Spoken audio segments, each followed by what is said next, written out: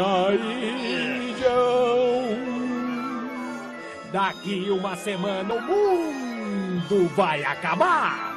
Mas os primeiros sinais do apocalipse já começam a aparecer ao redor do globo. Boa tarde. Alô, Marcelo, tá ouvindo a gente aí? Acho que o Marcelo não tá ouvindo, não. Se ferrou. E aí, Marcelo, boa tarde. Tá ouvindo? Agora sim, Tralha. Boa tarde pra você. Cíntia Toledo, a bordo do nosso Globocop. Que lugar é esse, Cíntia? Tralha, esse é o complexo.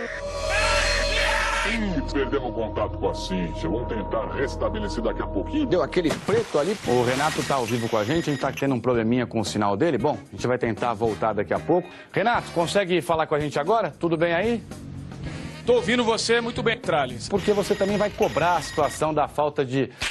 Não deu. Bastante triste. Parabéns, Mano Tralha! Mas para virar um verdadeiro Jedi da falha técnica, você ainda tem que aprender muito. Que tal uma aulinha grátis, hein?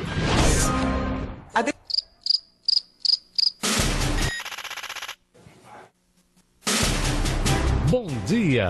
Mais ou menos. Os traços de Niemeyer surpreendem pela revolução que ele criou, né? Tatiana? Eu não escuto, Tatiana. Oi. Agora sim, pode falar, Tatiana.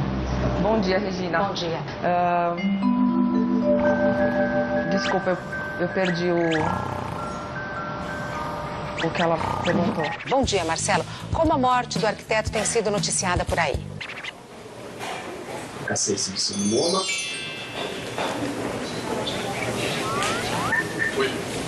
Ah, perdemos o contato com o Marcelo, que pena. Vamos conferir as manchetes internacionais sobre a morte de Niemeyer.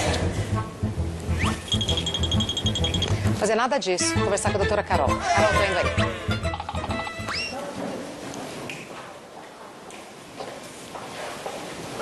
Viu bem?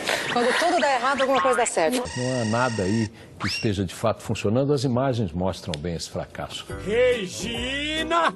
Quer um abraço?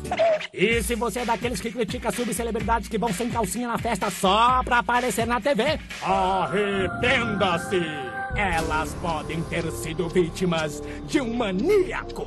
A polícia da Bahia conseguiu desvendar um crime misterioso. Conseguiu prender o homem que furtava calcinhas dos quintais da cidade. As pessoas fazem de tudo. Cansado com o sumiço das roupas íntimas da esposa, o dono desta casa resolveu instalar algumas câmeras de segurança no local.